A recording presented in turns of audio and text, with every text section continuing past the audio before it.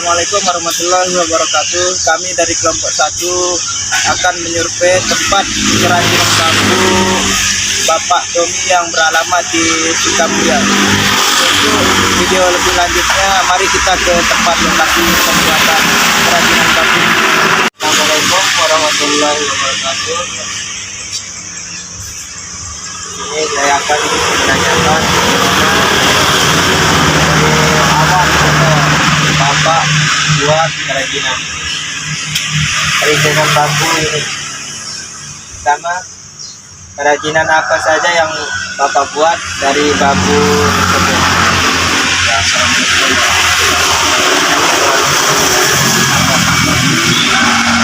Saya Ibnu Sari, bermula dari kerajinan bambu yang sering saya orang tua. Jadi saya melanjutkan kegiatan orang tua karena ini memang sudah menjiwai dari kita semua, dari almarhum bapak maupun kita sendiri. Dan awal mulanya saya juga kerja bambu ini karena memang sudah keinginan dari kecil dan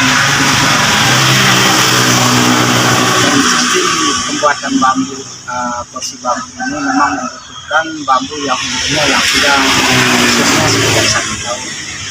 Lalu proses pembersihan dan baru kita bikin jadi seperti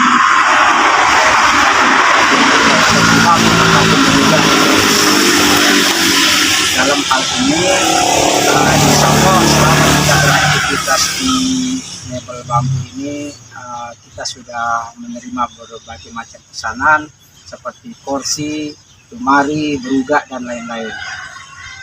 Biasanya Bapak buat kursi dalam 1 hari itu berapa? Kursi dalam 1 hari pun bikin kerangkanya aja.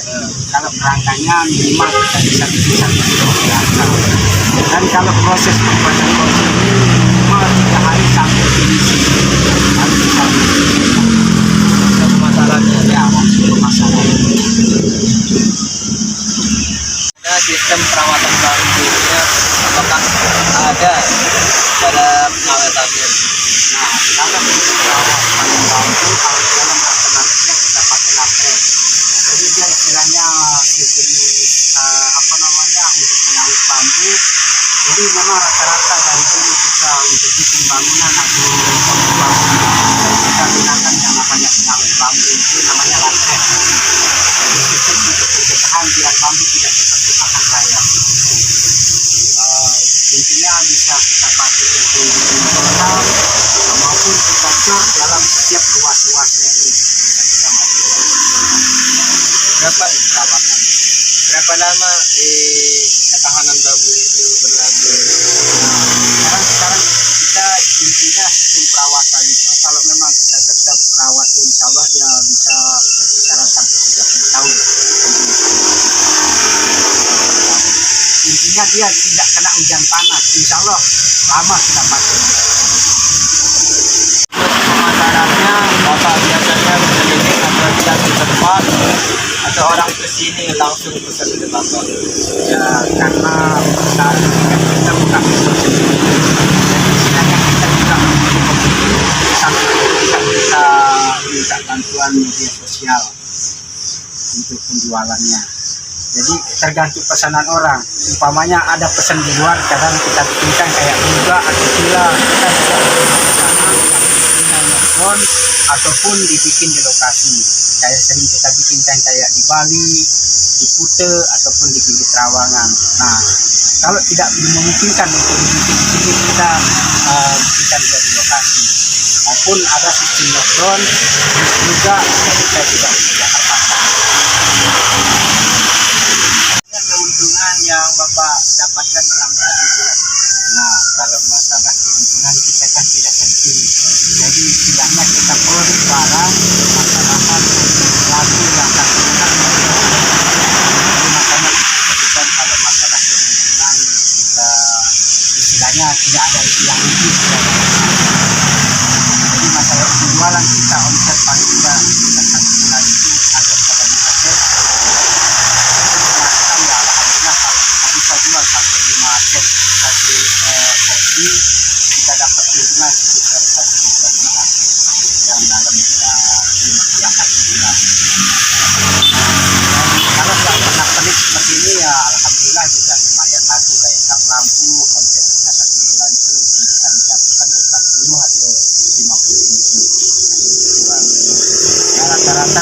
kalau kita pelampung terbukti taruhlah ukurannya kita dapat kalikan kalau batu 60 kali 10 600.000 kalau kita jual kita pelampung. Nah kalau porsi itu minimal sudah harga kita jual dengan harga 1.500.000. Bapak buat selain membuat kursi dari bambu.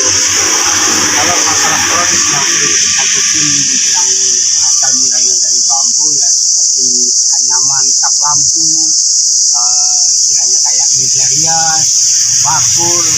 Jadi semua berkaitan dengan bambu ini insya Allah kita bikin seperti berbagai macam jenis juga anyaman dari bambu.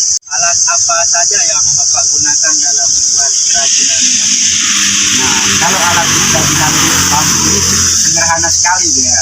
Jadi yang kita butuhkan untuk jenis menghaluskan lubang-lubang bambu kita seperti kita pakai pisau raut atau kemaju namanya. Nah ini alat pertama kita yang khusus untuk bikin apa namanya lubang bambu. Nah yang pertama ini kita pakai pisau raut atau kemaju. Dan yang kedua intinya kita pakai pahat ini. Pahat ini untuk mendasari lubang dulu. Mendasari lubang, nah baru kita haluskan dengan alat ini. Dan ini juga serut kepiting. Fungsinya serut kepiting ini untuk membersihkan setiap ruas bambu ya, untuk membersihkan setiap ruas bambu. Jadi kita tidak menggunakan parang untuk membersihkannya karena dia akan terangkat kulitnya. Jadi kita pakai. Dan yang kita butuhkan juga seperti ini gergaji khusus untuk alat kita memotongnya. Keran kain, keran seperti ini. Dan juga tidak lupa kita harus butuhkan pensil ya untuk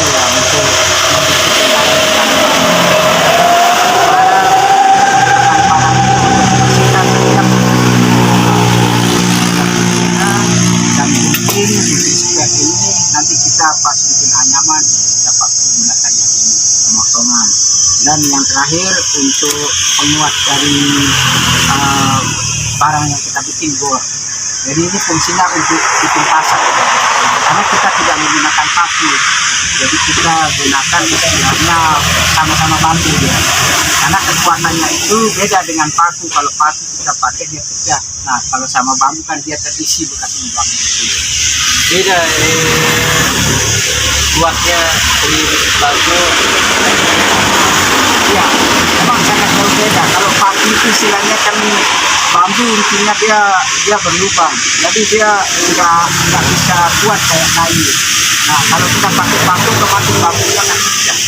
Nah kekuatannya itu beda dia nggak ngepres. Nah kalau kita pakai paku bambu dengan kuat karena bekasnya itu terisi lagi, itu bedanya. Tidak berusak bambu gitu. Makanya kita terapkan selama ini kita tidak mau pakai paku bambu. Memang kita pakai paku biasa, cuman itu untuk yang kecil. Tapi kalau untuk pasak seperti ini kita pakai bambu. Jadi daya kuatnya jauh ya. Bisa dicontohkan teknik pembuatan kerajinan bambu? Insya Allah bisa. Kalau nanda-nanda berkenan silahkan ke tempat kita kerja untuk praktekkan sistem pembuatan. Bawa ada alat-alatnya. Fungsi alat yang saya bilang tadi ini namanya serut kepiting. Fungsi alat ini bisa digunakan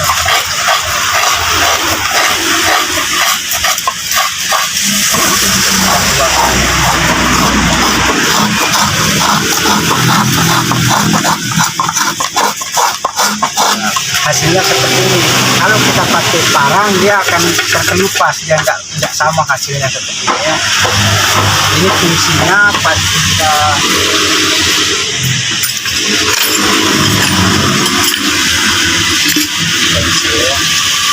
tekniknya seperti ini ya. Nah ini pokoknya yang mau dimasukkan seperti ini sistem pengukurannya ya. Ada palu.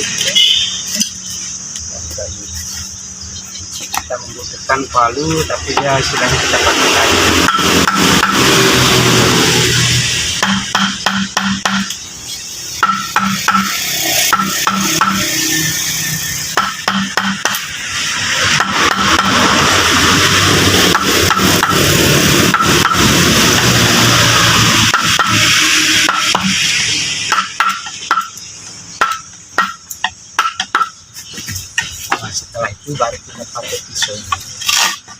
dan nyala.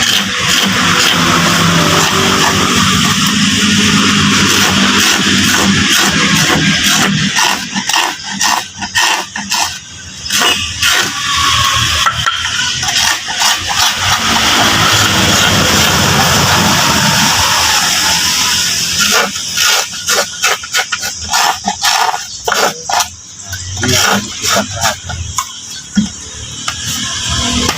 Tadi coba karena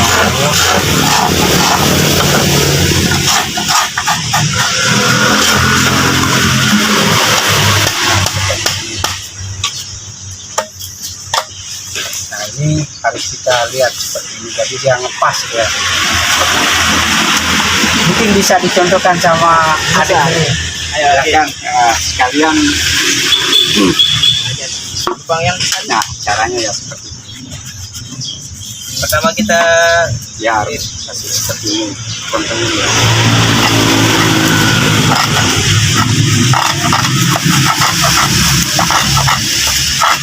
ya di sini kita belajar untuk menepong bambu ya. Di sini kita awet dulu. Ikutin aja dia ceritanya. Ini seperti garis bambu ini.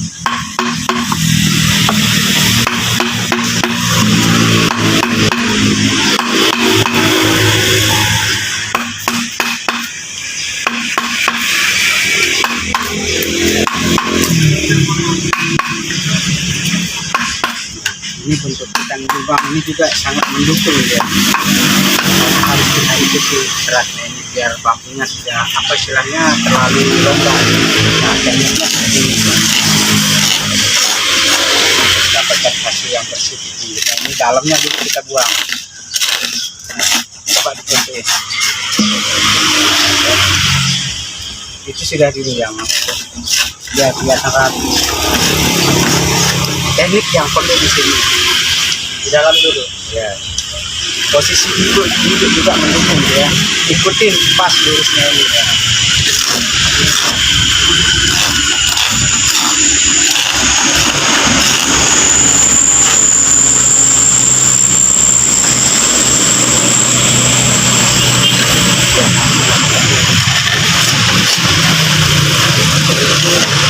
Ya.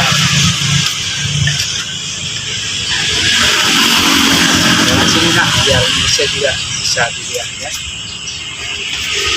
Waktu tes dia.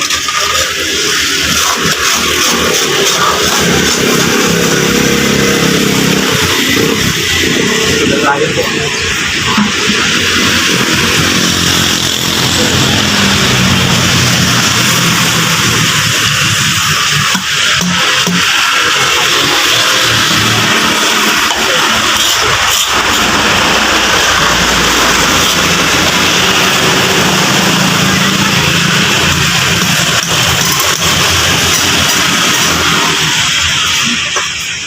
Umpamanya kalau dia sudah jadi berbentuk kayak porsi bambu, sudah selesai kita setel, nah baru kita pakai seperti ini dia.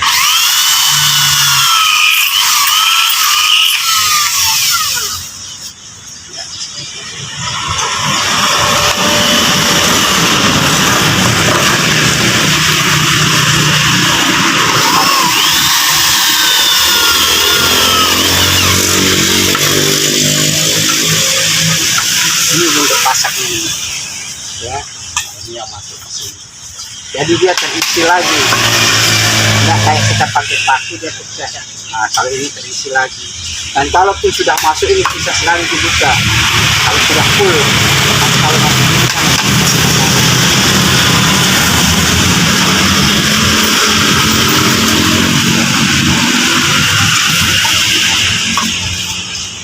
sudah yang perlu dipelajarin. Jadi ini tangan ini harus main dia kalau kita.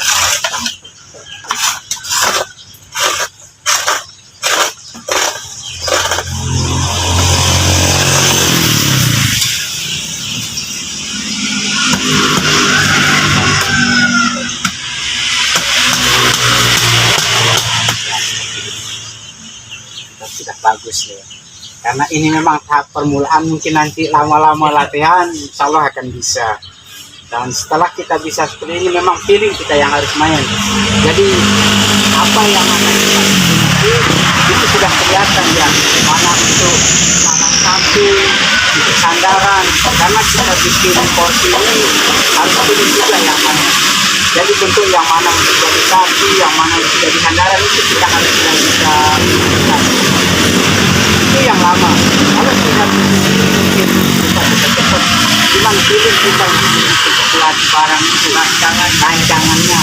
Jadi bambu yang mana kita harus potong, ukuran yang mana kita harus potong untuk ini, untuk sandaran itu harus kita pahami.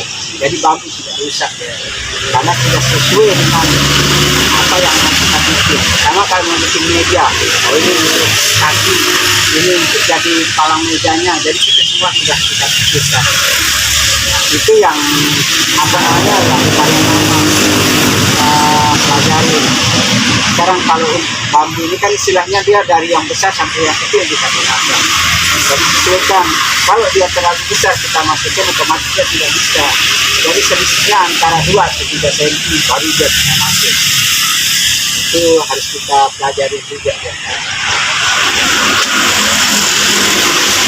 Ini sudah bagus, awal keseluruhan ini, nah kedepannya nanti kan kita harus belajar.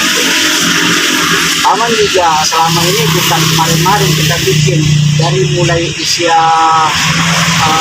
SMP dulu, kalau tidak salah tahun 90 saya sudah beraktivitas ini. Sampai dari tahun 90 sampai sekarang udah berapa tahun. Makanya apapun jenis yang kita bikin alhamdulillah sudah bisa terkontrol. Orang mau pesan seperti ini, jadi kita sudah bisa jelasin kalau ini bentuknya. Jadi kita sudah apa mau pesan misalnya meja rias atau pelita ruangan, kita sudah ukuran berapa dibikinkan, tingginya berapa. Jadi orang itu cuma menyebutkan ukuran tetapi tidak.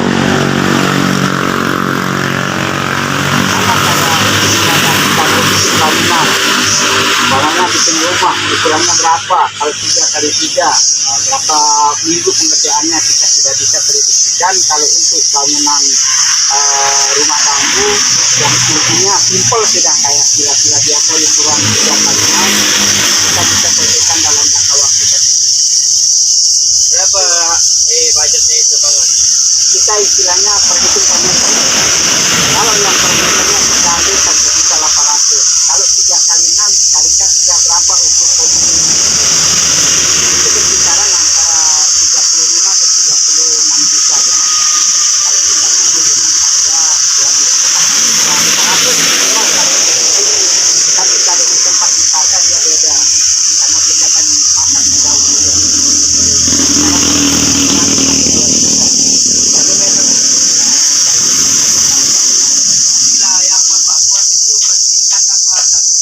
Ya itu yang lantai 1. Beda lagi dia kalau kita bikin tidak yang kita bikin volume 2 dia.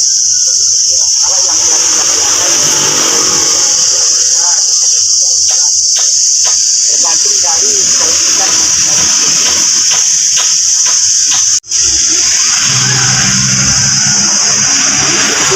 penanaman. Selain dari torsi bambu kita juga bikin seperti yang kita bilang tadi untuk penanaman lampion. Nah, ini sistem untuk penganyaman pertamanya. Ya, yang awal mulanya harus kita bikin kerangka dulu seperti ini. Seperti ini ya. Biasanya kita anyam untuk dasar ini. Ya, satu-satu.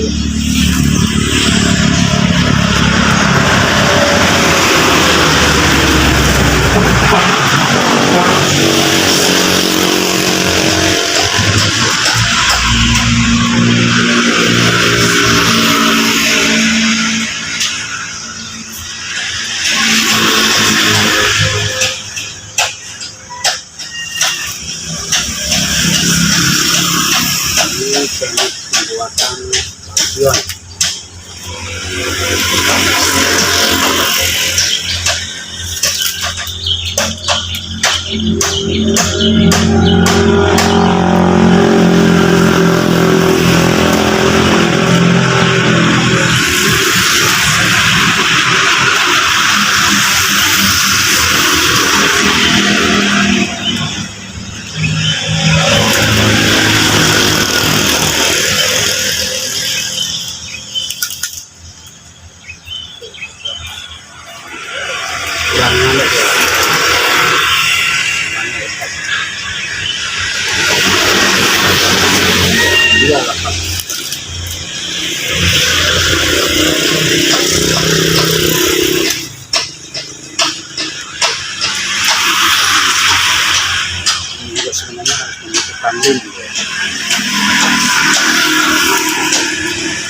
Sampai sendiri adakan gitu ya.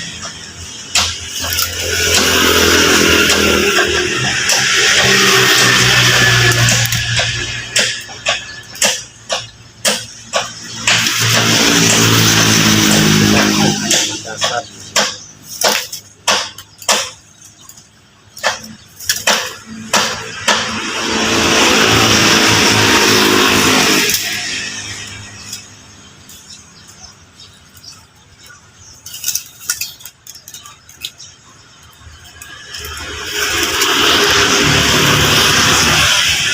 Kalau bikin anyaman bambu seperti ini kita butuh ketekunan dan kekuatan. Harus sesuatu itu memang harus kita cintai pekerjaan, maka apapun bisa diselesaikan. Tenang.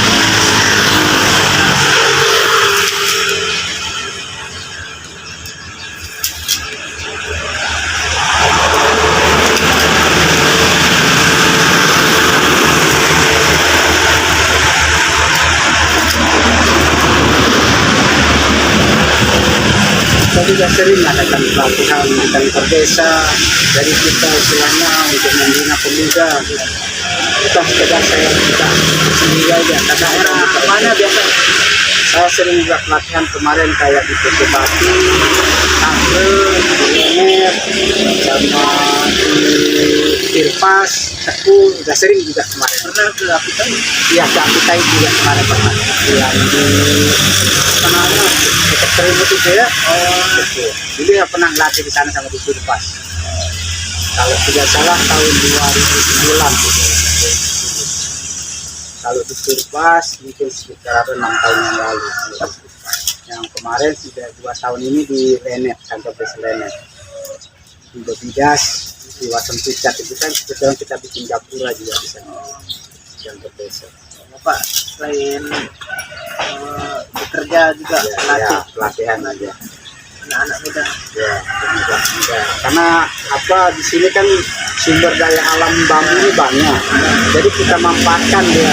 Kayak di daerah timur ini kan ada juga bambu itu banyak sekali dia. Tapi SDM-nya yang Ya, kurang. tapi ini yang sumber daya untuk- manusia. sumber dayanya untuk keahlian mau dibikin apa. Ini kan cuma tahunnya dia dijual untuk pemaju atau dijual setiap hari. Sedangkan kalau kita untuk bisa proses bambu ini, kalau kita jual dengan harga 25 atau 20 ribu per batang bambu, sekarang kalau kita bentuk dia jadi sesuatu benda kayak meja, itu sudah nilainya 100 ribu.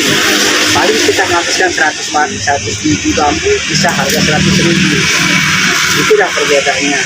Makanya kita kembangkan itu. Kalau memang teman-teman punya banyak bambu, jangan hanya sekedar dijual, dimanfaatkan dia. Ya, tergantung anak-anak sekolah juga sering berikut di sini untuk SD. Ya. Dari SMK 1 Sipil kemarin cepat ya. Seperti inilah bentuk anyamannya. Ini masih dasar aja. Nanti kalau sudah jadinya dia kan seperti yang gampang itu. Kalau dia sudah sama-sama terkait dia tidak kuat ini. Jadi dia sudah tepat. Ini untuk dasar dulu ya. Kalau ini sebelum tanam, kita matikan contoh yang sudah jadi.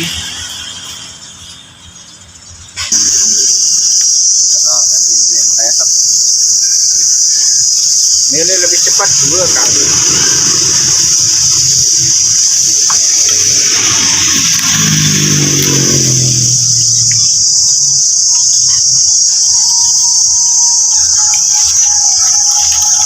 Jangan lupa follow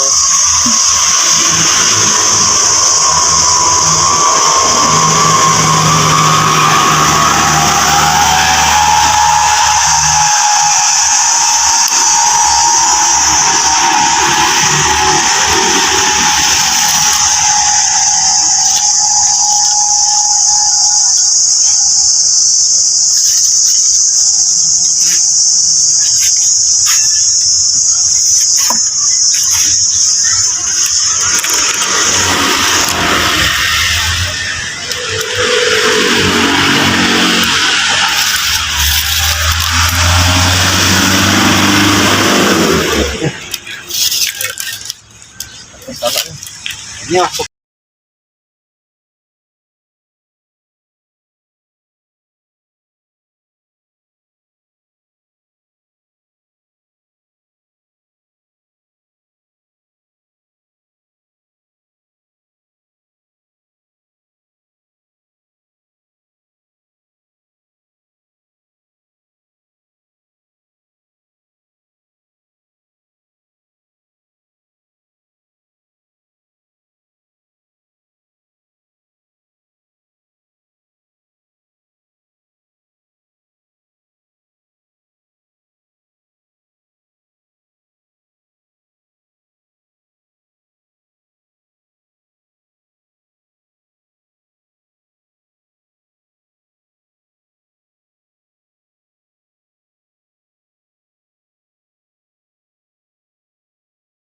terima kasih ada suatu yang